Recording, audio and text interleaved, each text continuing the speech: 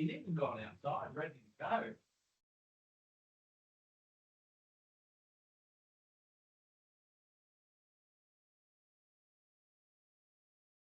Oh, well, the time is 5:30 and I'm conscious of everybody's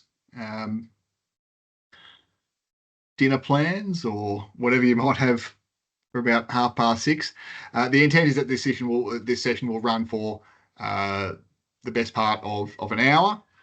We might have a little bit either side.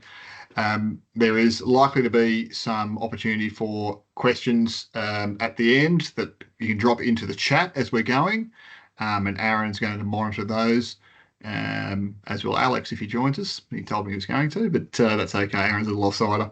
But we'll monitor those questions in the chat and we'll try to get to them at the end. I will probably preface everything by saying that this is a somewhat more advanced webinar than what I've hosted in the past. There's been 2 webinars, one highlighting all the features and functions and one that's a club admin basics webinar. So if you're a little bit unsure about some of the processes we're talking about this evening, I encourage you to go onto the Bowls New South Wales BowlsLink support page. It's got the past webinars on there. I've already put that in the chat. If you scroll up in the chat, you'll see the Bowls New South Wales BowlsLink support page, and you'll be able to do that. Alex is there. Excellent. Hello, Alex. Very good. Thank you, mate. Didn't see you sneak in. Beautiful. So we'll get on with things. Tonight, this webinar is focused at our club administrators, at those who've got the top level access. But I suppose we can share these ideas with our clubs and the committees and really look to incorporate more of the functionality of BowlsLink into what we do. Some of the processes are a little bit newer, and some of what we're going through, we still haven't necessarily worked out all the kinks. BowlsLink is not perfect yet, as Aaron will tell us, but we are getting there. And I'm really excited by having everybody here and the opportunities that we have with the system. So welcome to Aaron. Aaron, did you want to give a brief introduction? Sure. G'day everyone.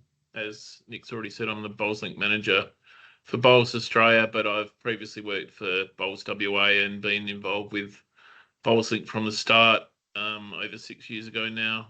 Since its inception, it's come a long way, and as Nick said, we're always trying to make it better, and happy to take feedback, and that's one of the reasons why I like to come on these webinars to listen to what people, the questions people have, and what clubs are doing in the BowlsLink space, so we can improve BowlsLink. But great that there's so many people on the webinar today interested in utilising it, and of course membership's a big part and probably one of the most important parts for clubs, because you need to have your members in there so they can play in all the bowls comps that we have around the place. Beautiful. Thanks, Aaron. And Alex is on the call. He's the other smiling face that you might see. So he'll be jumping into the chat to help us out this evening as questions come in. So we're going to get into things today. Brian, if you're not getting any audio, you won't be able to hear me saying that that's a problem at your end, I'm afraid. So 3 core topics tonight, the first of which is membership types. This is a relatively new initiative from the system. This only came in 12 months ago in August last year, and I'm now getting to the stage where I can bring this to you and provide you with some information as to how this can really be utilised to benefit your club and the sport. We're going to talk about email communications. Again, another fantastic way of sort of automating processes and getting things out to our clubs and our members. And finally, it is a bigger step on, I suppose, automating processes. This largely relates to membership and accepting payments through the system. This is almost a brand new option that clubs have available to them. Very, very few clubs have utilised this so far. So I did want to highlight this as something that is available to us all, because as we know, at membership times, it can often be really busy for our clubs, our administrators, our treasurers, chasing people for money. There's ways within the BowlsLink system that we can automate this process. So looking forward to bringing that to you. Just a reminder before we get started, though, this is your support and resources. There's a great team across New South Wales and across the country. So myself, my name's Nick Hind. That's no longer my title. My title is now Head of Club Services, but my details and my telephone number remain the same. Write those down. Send me an email. It'd be great to get your feedback and support you in your club's BowlsLink journey. And then with Bowls Australia, Aaron Delaport and Alex are both on the call. You can email them, bowlslink@bowls.com.au. And our two club support managers in New South Wales, Brett Hughes, who I'm sure many of you would know, he's been with Bowls Australia for a long time, and Sam Curtis, who's only recently started as club support manager. She's on the based on the Northern Rivers, and she'll be looking after a lot of the regional clubs. And she's fantastic. She's been in the game a long time and is a real goer. So she's really looking forward to working with you and supporting you with whatever you're looking to do in bowls. So don't forget, you can also contact your region for basic support issues. I do meet monthly with our region delegates to make sure that workforce continues to be upskilled, as we're doing this evening with you guys. So back to it. First of all, tonight we're going to be looking at membership types. Now, in August last year, BowlsLink saw a significant upgrade in how memberships were handled, how memberships were managed. For a lot of us, we didn't really see that or didn't really recognise that until it came to membership time this year. Most clubs in New South Wales have a June 30 financial year end.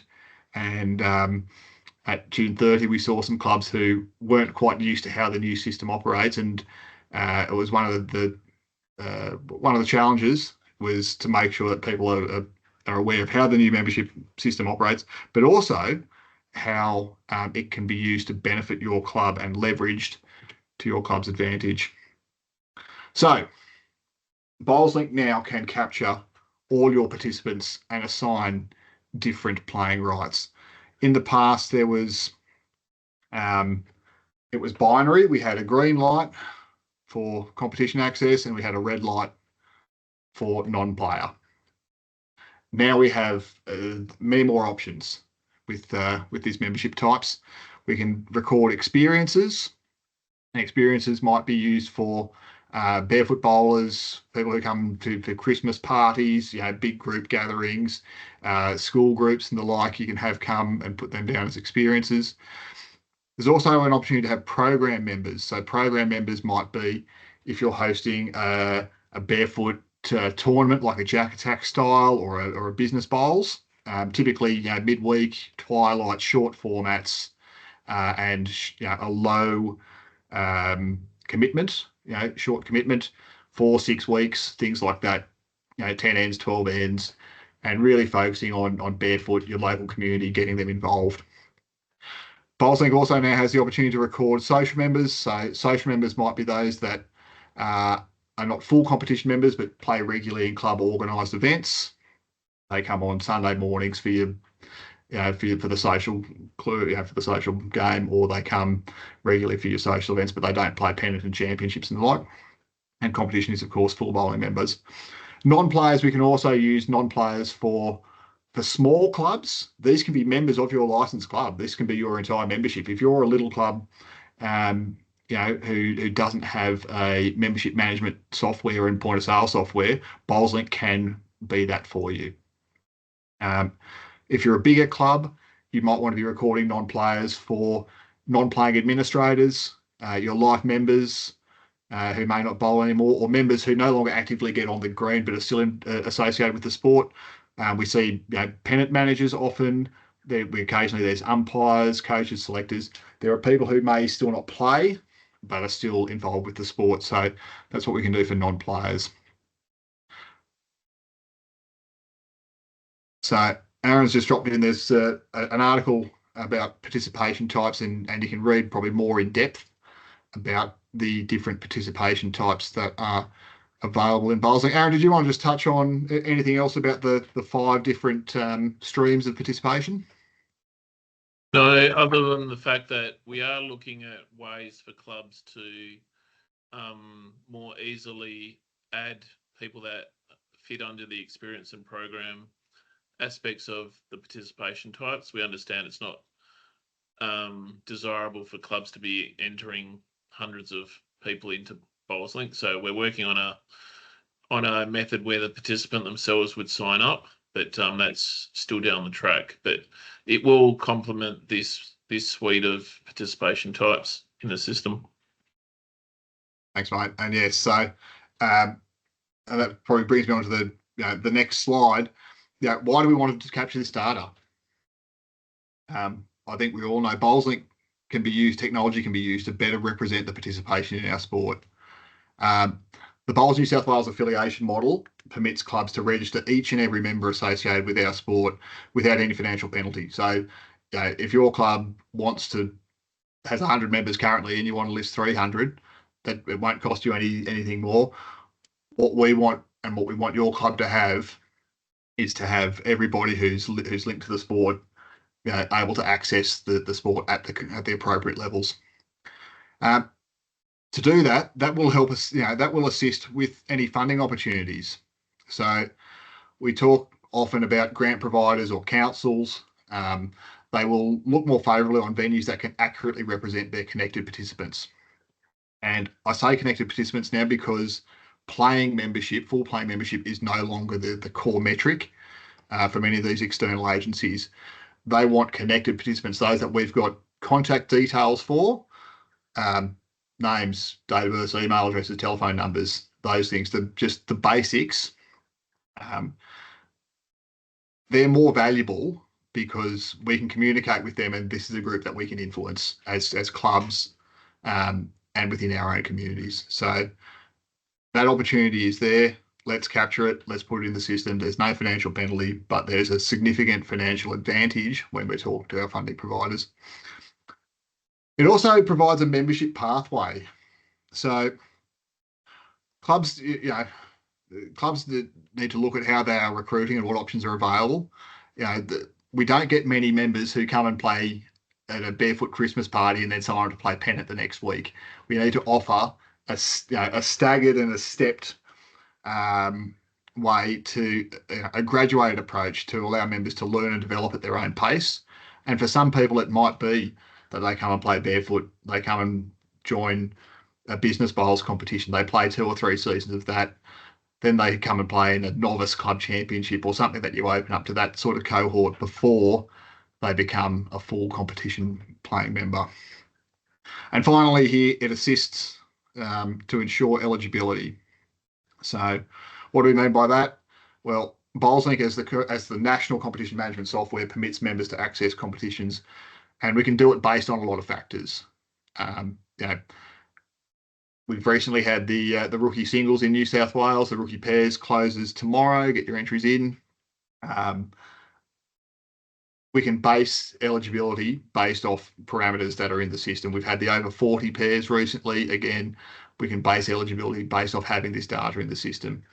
We can base eligibility for our major events based off the data in this section. We've made an agreement nationally that all states and Bowls Australia and territories will have compulsory linked members, and they need to have competition level access to enter in their state championships, the major events like the Australian Open, and also national ranking points events. So we've discovered through putting national ranking points events into BowlsLink that there may have been a couple of clubs not in this state that were letting in people who weren't actually members of the sport in any way. They were just tournament mercenaries, basically, and they were playing in tournaments just to win money without being affiliated with the club, with any club or with any part of the sport. So that helps with that. And finally, communication. The best thing we can do as a sport with all of these members, whether they're non-players, whether they're experiences, program, social competition, the best thing that we can do is communicate with them, and BowlsLink can help do that. So what I'm going to do next is talk about email campaigns. Now, I'm going to first of all talk about it a little bit, and then I'm going to show off a couple of really good examples, and then at the end of the session tonight, we're actually going to build a very basic email campaign as well to send out to tell our members about the next topic. So email communications. This is available directly through BowlsLink. I'm actually going to, let's bring up before we get into that. Let's bring up here some examples of how BowlsLink can do email campaigns. So I've got a few here. So here's one that was sent from my club, Jindabyne. Singles nominations are now open. These emails can be produced by the BowlsLink campaign monitor. It's built into the software. So we've got the club's logo, the background is customizable, the text is customizable. We've dropped images in there. This button was a link directly for members to nominate to that competition. There was no need for them to go and put their names on the board at the club. There was no need for secretaries to input them. Even if they were running a competition in BowlsLink, the members could nominate themselves directly. And then we've got details of the played by dates and all the other things. So that's just one. The next one, this is Metro Southeast region. For anyone who's a member of Metro Southeast, you should be getting this. David Ellis produces their newsletter, and you can see it's a slightly different style, slightly different format, but things are consistent. They've got a welcome, they've got a great logo, it's really bright, and they've got a report on the championships. They've got photographs of their winners. As we scroll down, here's how we can click on a link for minutes of the AGM, information about their committees. Lots of information goes out and it's all in one place. This is a great way to get your members engaged. Things about the rookie singles, here's the upcoming events. So again, Metro Southeast doing a fantastic job communicating with their membership via an email that you can send from BowlsLink. Here's the Bowls New South Wales one. This is something that we send as a state body. This is a really basic one. Bowls New South Wales Women's State Carnival Competitor Survey. If you've played in the Women's State Carnival, you would have received this email. This can go to targeted groups. It can go to your entire membership. We can make things really bespoke. Help shape the future of the event. Click here to complete the survey. And you click that button and it takes you to a form that is currently unavailable. But we've got links directly to where we can go. So these email campaigns are absolutely brilliant for communicating with all of your club members or creating a channel for specific members or membership types. So we can send out target emails for competitions. We can include links for competition entries, as I've suggested before, to allow members to nominate online. You can have images, links, buttons, and there's even a countdown timer built in there. So there's lots of things that we can do. It provides consistent messaging across all platforms. And if we use the email campaigns alongside our club's website and our social media, it can really help drag more people in. We're seeing record nominations at Bowls New South Wales events. We're seeing record nominations at region events. These are the controlling bodies that are really pushing this better communication. And it's fantastic for more reasons than this. The other thing that it does, emailing, is it removes gatekeepers of information. So I talk about gatekeepers as if you send something to a club secretary, you're then relying on them to inform their members, and then you're then relying on them to put it on their notice board, and you're then relying on people to see it on the notice board and write their name down, and the secretary send it back to you. We can cut through all of that with these campaigns.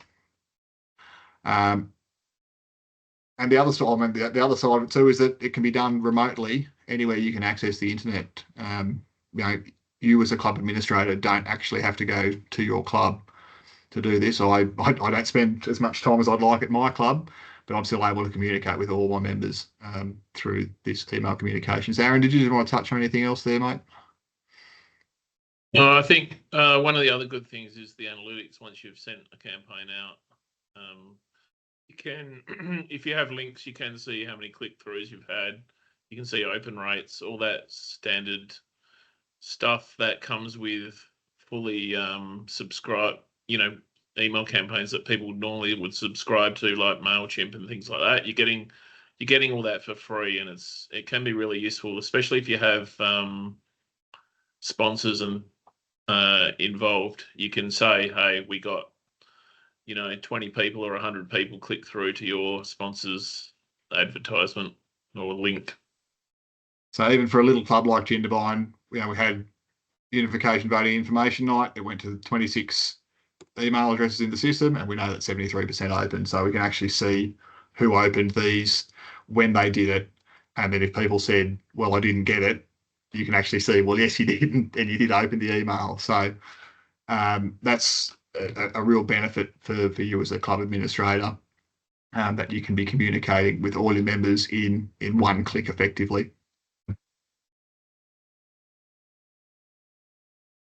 So that now gets us to, I suppose, the core topic of this evening, where I'm going to be pulling all this together.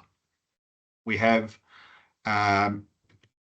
processes that we can automate. So communication, our email campaigns, competitions, we can do direct entry.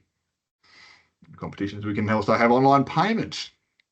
With these competitions, the fixtures, we can do auto mapping.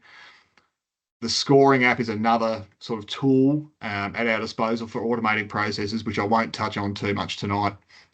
Other than that it does exist, and we're using it more and more nationally, and that really helps automate things. I spoke about the value of the email campaigns. If you did want to know more about your competitions, I did speak about that at the features and functions webinar, and you can check back and have a look at that. Players can enter online from anywhere in the world and pay, and comp admins can do fixturing and scheduling and put the results online.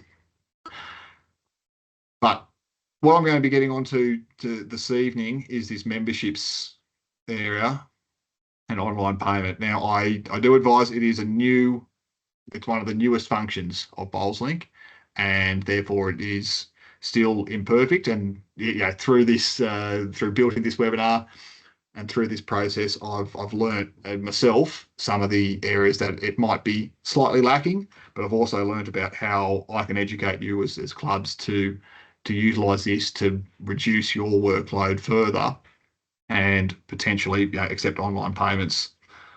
So before I get into that, there's a couple of things to consider. Firstly, clubs need to have the payment gateway activated. There is a new payment provider that's going to come with Bowls Australia very, very shortly, and there's a more significant process for a more robust process, I suppose, for ensuring the validity of the bank accounts that the money is getting paid into. Aaron, did you want to touch on that briefly? Yeah, it's not too difficult. It's just it's called a know your customer sign up. You do have to provide some documents as a club, such as your constitution and a bank statement.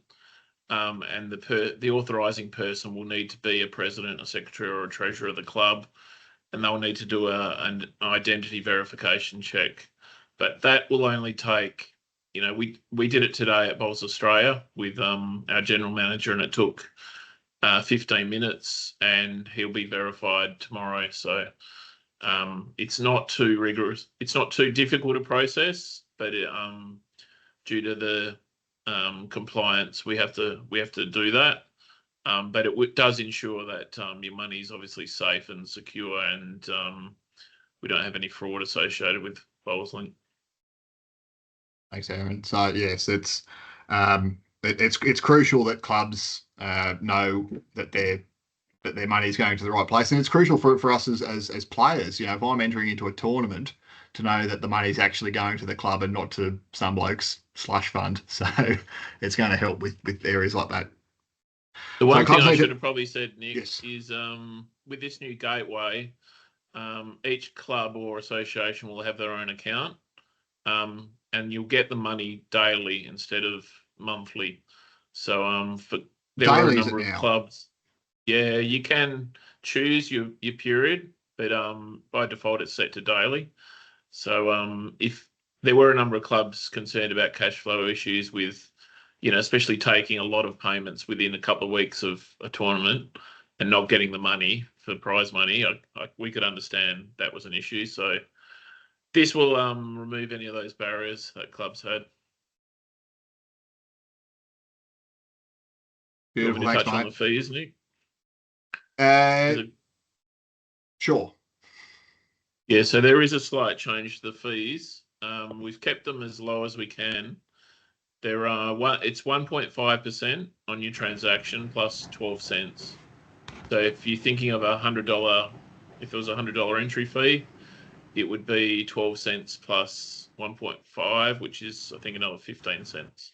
So it's generally, if you're concerned about the payment gateway fee, just put another $1 on top and you generally would cover it. Yeah, so I mean, what we see with the automation of payments online is that for tournaments and events, we see a reduction in absenteeism, and people have paid up in advance, so they're going to turn up, and then of course the workload. There's no variances with like there can be with cash handling as well, so that's really good. So clubs need to have the payment gateway activated. Memberships need to have a fee package attached. So once I get into BowlsLink, we'll go through some of this. And then finally, clubs will need to educate members on how to pay in their profile. And I recommend sending an email campaign. So you'll see how this has all come together. So what I'm going to do now is I'm going to go into BowlsLink and I'm going to use, this is our beta system. And I'm going to use... Just before we go on, there was a question from Scoey Duck. Oh, yes. Sorry. That was one of their names in the... I think I've got that right, hopefully. Got a hand up. Hand up. They'll have to put the comment in the chat. There is no microphones on this. So Scully, if you're listening, mate, put your comment in the chat, your question in the chat, and we'll get to you, brother.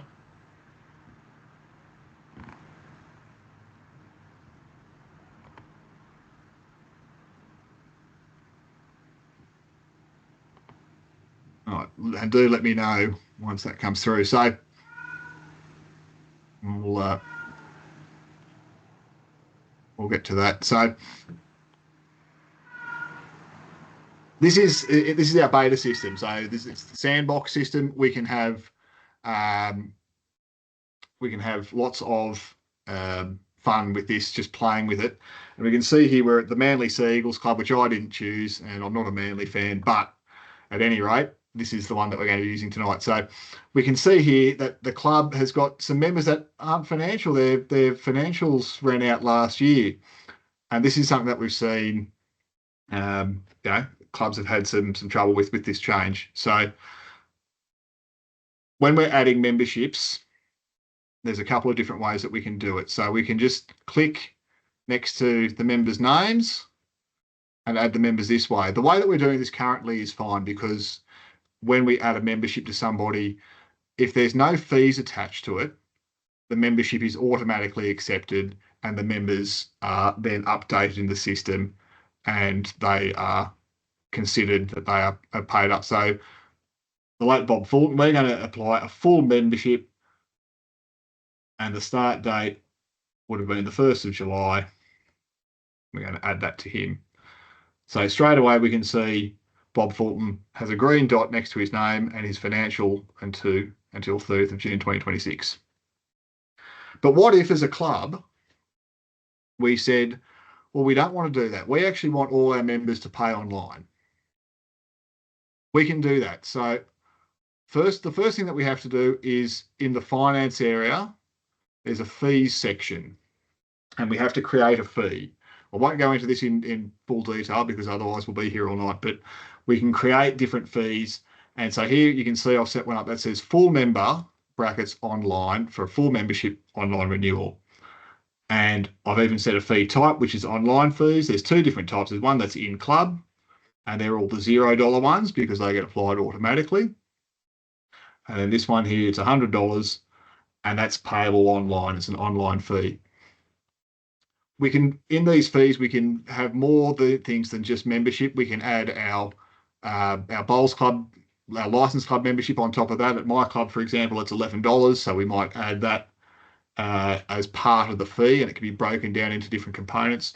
Or we could add things like uniform, or if you've got a package that includes multi-year or you get a free cap or a free water bottle or whatever it might be. But we can build different fees in and they can incorporate different things, and they then go into fee packages. So the fees sit independent, And then the fee packages are groups of fees. Now, at this club, the groups of fees is only one. We can see the full bowling membership online. The only thing that it contains is a full membership. But if there was a gold membership where it includes a hat and a uniform or whatever, you might build all that in. And it's got a bunch of different things, and the total amount becomes $180 or whatever it might be.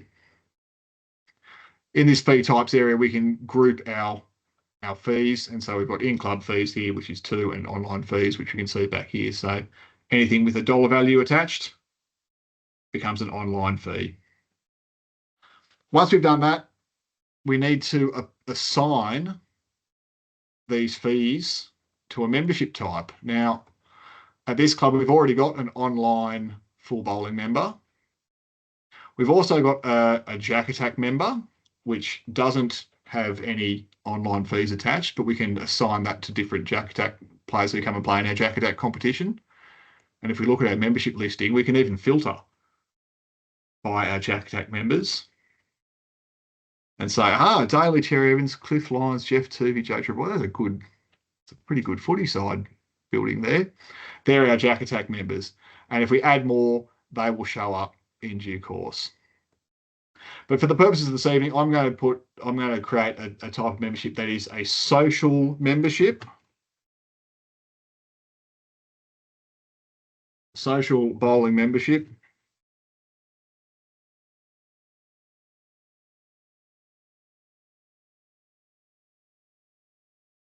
For online payment. And we can choose whether a member can select this to themselves, yes or no.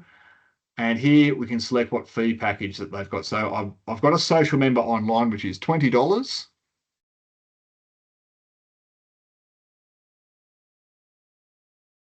And we can set the expiry on this. Now, for most clubs in New South Wales, your membership expiry is likely to be the end of your financial year. And for most clubs, it's 30th of June. For different membership types, though, we can do different things. We can have flexible anniversaries. So if somebody was to sign up, and you could give them a 1-month trial membership, or you could give them a 7-day trial membership. There's different membership options that we can have that do exist here. But for most clubs, a fixed anniversary is going to be the most compatible and the most common. With the auto renewal, my recommendation is that we don't have this turned on to yes, unless it is a membership that has a dollar value attached that we're taking online payments for.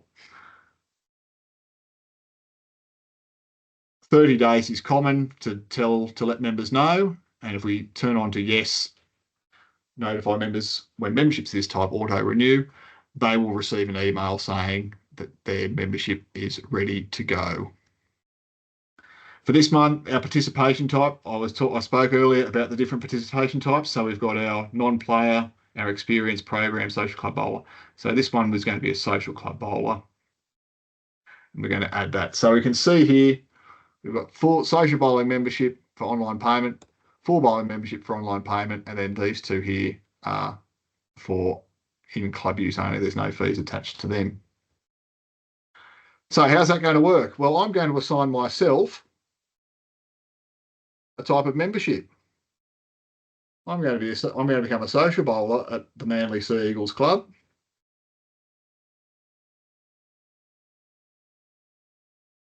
And that's been added. Now, what we saw before was when we added Bob Fulton's, he straight away had a financial 2 date. I don't. Why don't I? Well, it's because we can click in here and look into my membership, and we can see it's pending payment. Well, that's interesting.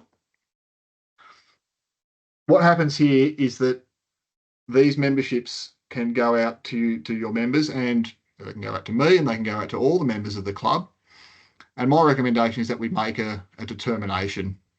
So whether our club is charging everybody online, so Mark Carroll, Noel Cleal, Des Hasler, Jamie Lyon, Steve Menzies, Jason Pinnock's already a member of that club, Brett Stewart, Tom Trebojevic.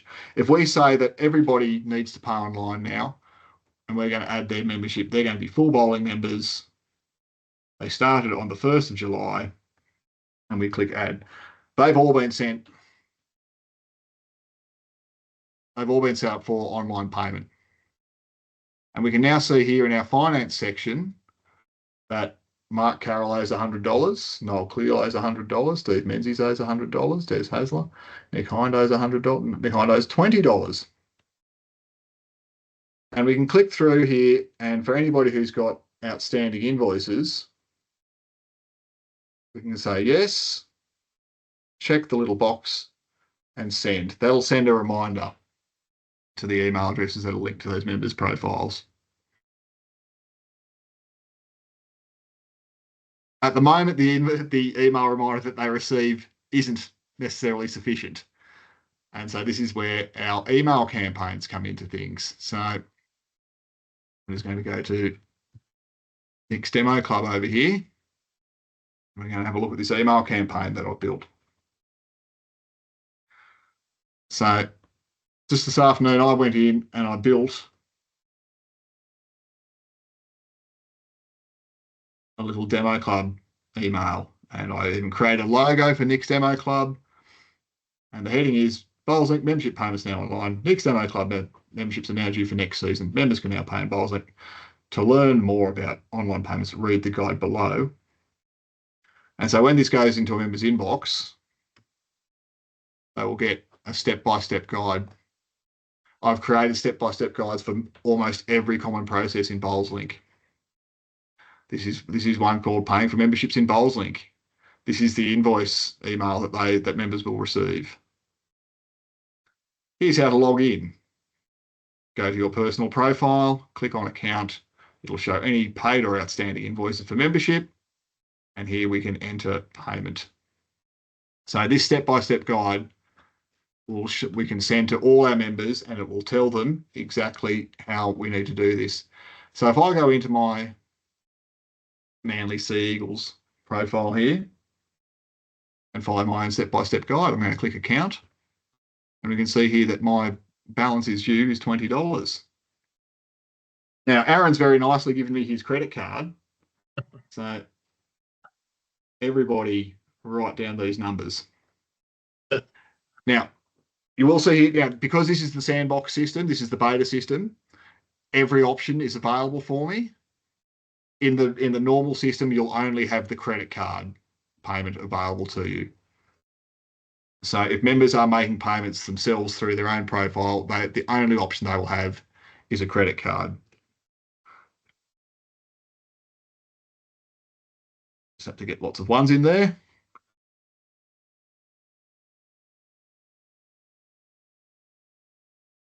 So I've put in Aaron's credit card details. I hit pay. The payment has been made and your reference number is there.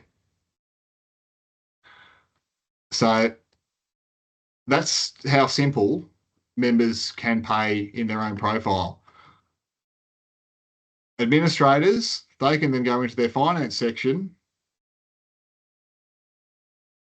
and see, look, Nick Hind has paid $20. This makes things, so easy. Now, if somebody comes into the club and doesn't want to pay online, they've just had a win on the, on Keno or something, and say, oh, no, I'll give you $100 cash. Thank you, Steve Menzies. I'll accept that because I'm a club administrator. I can enter that payment and I can set it as a cash payment and that you've paid $100. And now Steve Menzies has paid. So what this system can do now is we can individually, once everybody pays, we can enter their payment, and there's different, and we can record it as different things. So cash, check, whether it's using a credit card, direct deposit or offline. There's different ways that we can do it. Somebody might pay by a check still. So he's asking if there's not a credit card. So any card payment, I believe, Aaron, is acceptable if they're an Australian card. Is that correct? Yeah, if it's a Visa or MasterCard, debit card, yes. It's the same as a credit card. So the consideration is if you just send this to all of your members who are full bowling members and say it's $100 through the system, you can then come into your finance section and tick them all off as they come through. Equally, you can go into your membership section and tick them all off as they come through. We see Mark Carroll's owing $100. We can go into his section and say that Mark Carroll has paid as well. He came in with cash and has paid.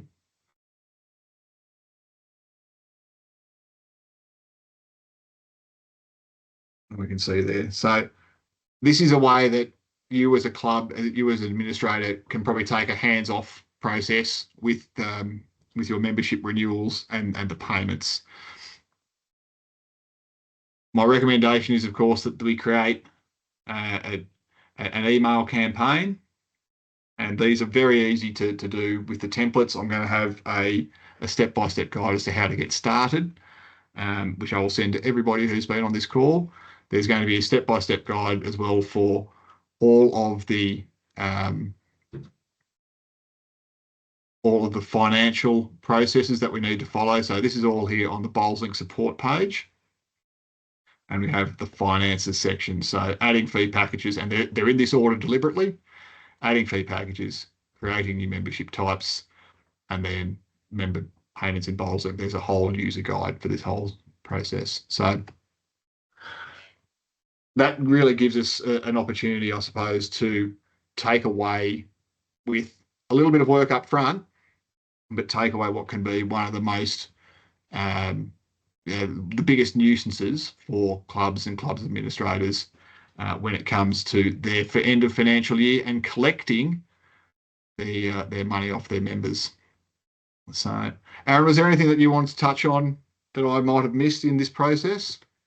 Yeah, just a couple of things. It is very important that you do your fees and your fee packages first before you create your membership types, because once you create a membership type, that fee package is linked to it forever and a day.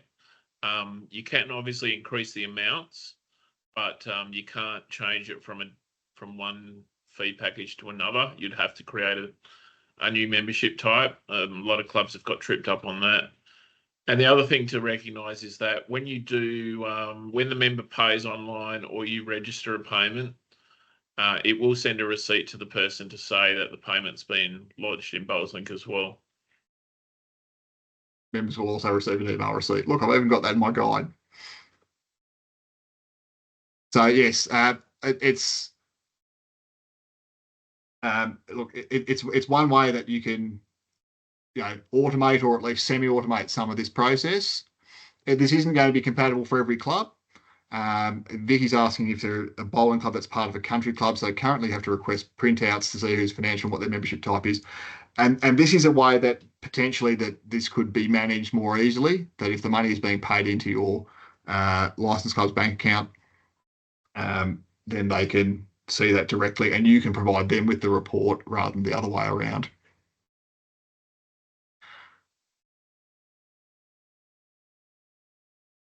I just ran out of time there.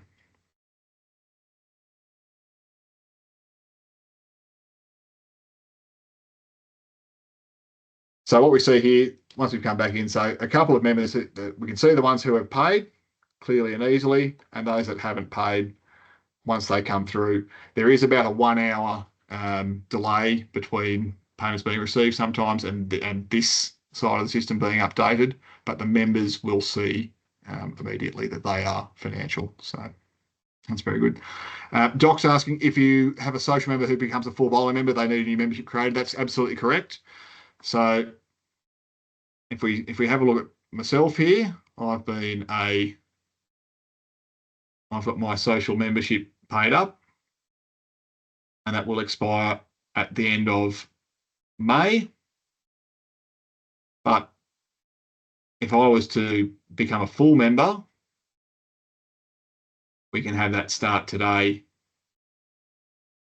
And you can even say redirect to an invoice payment after the membership has been added. So that can be that can be added as a new type. So that gets sent. And then once the member receives that, that notification in their account area, you can see that they've got that outstanding. So they can then sign up and become a full bowling member.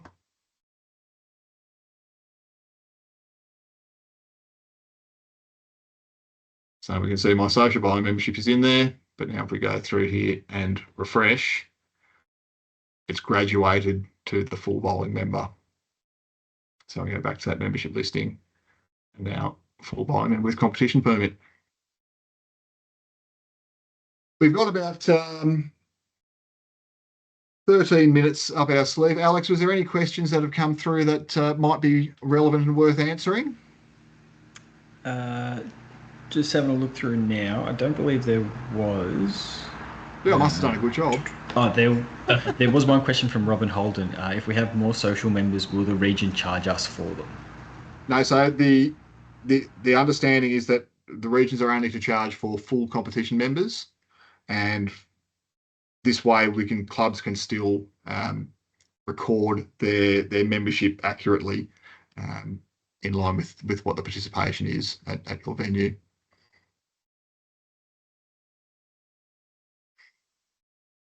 So Warren's asking, do social and non-players, are they given NIN numbers? They are. And so social and non-players are given national identity numbers. And again, this records their time in the system, and it can record a membership journey. So we can see that somebody has started as a barefoot, having a barefoot experience at Churros Head Bowling Club, for example. I know Vicky is come from there. And then they might have moved on to another club and they've gone through the ranks and played in programs and the like. It also gives a greater visibility for the state bodies and the like with regard to nominations and validity for those that are entering into rookie-based competitions. We can see when they first became a competition member, and anybody who may have been a social member or had done a barefoot day before that will be permitted to play.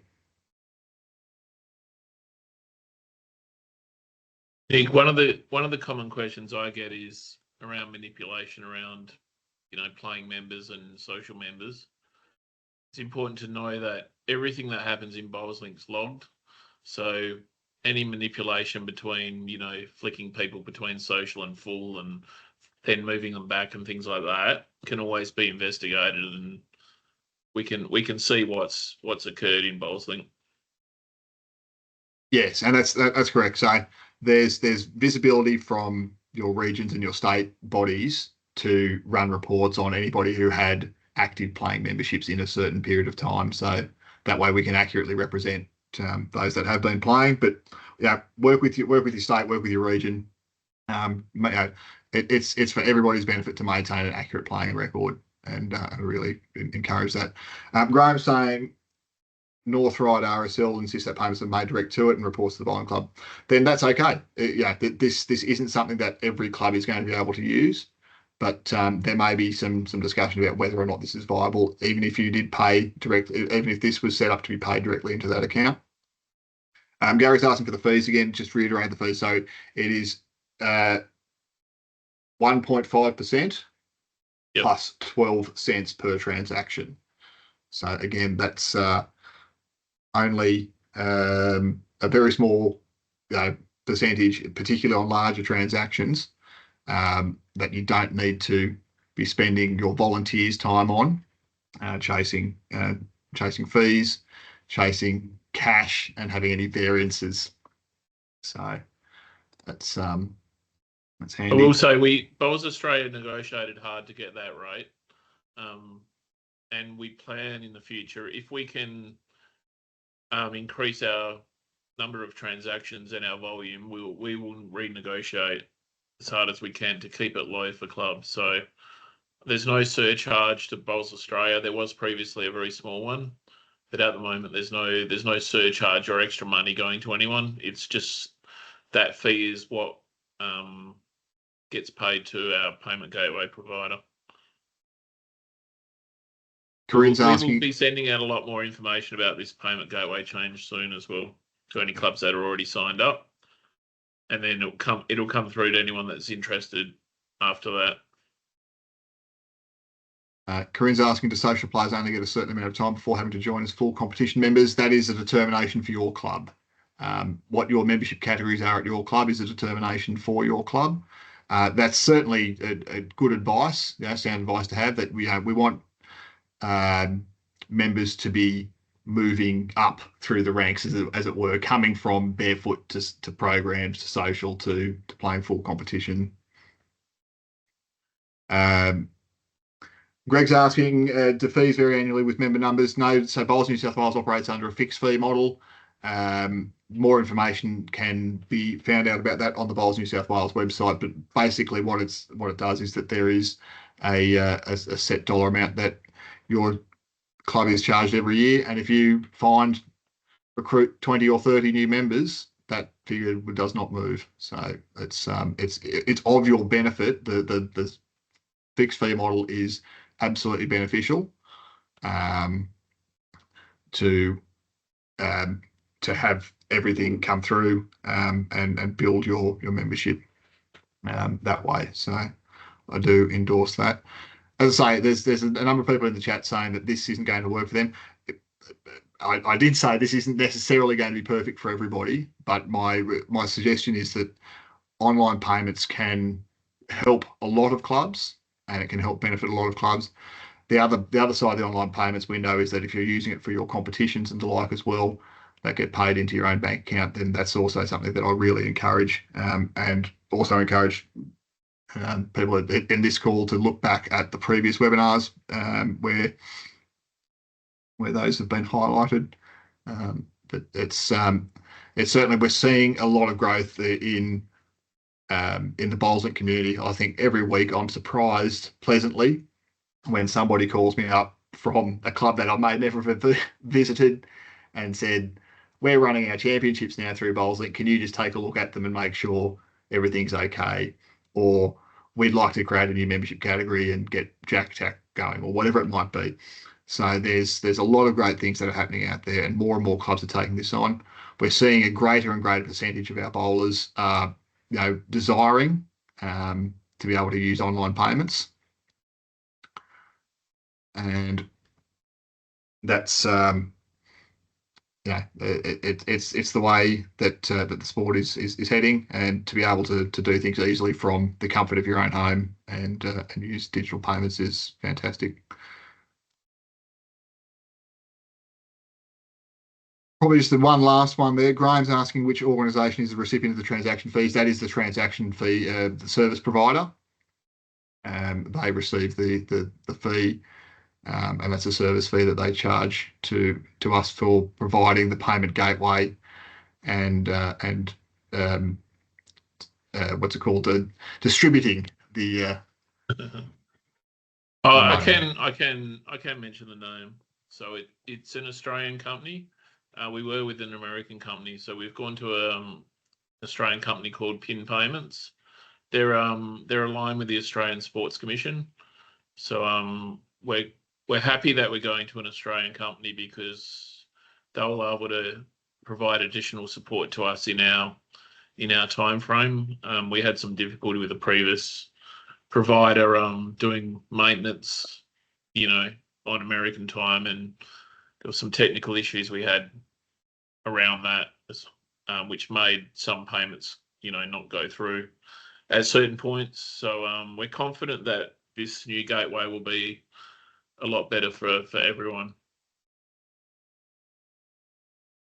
Fantastic. So, look, I think the key takeaway from me tonight is that BowlsLink has so much functionality that we're only really scratching the surface of, and I'd really encourage everybody, whether you're a club administrator or you're here on behalf of your committee, to discuss what might be the next step for you as a club, whether it's taking online payments for your memberships, which might be a big step, or just putting a competition online, which might be a smaller step. Email communications, I think every club should be doing it. So how we're doing it and how I'm available. You can contact me using the details there. If you've got any more questions, do get in touch.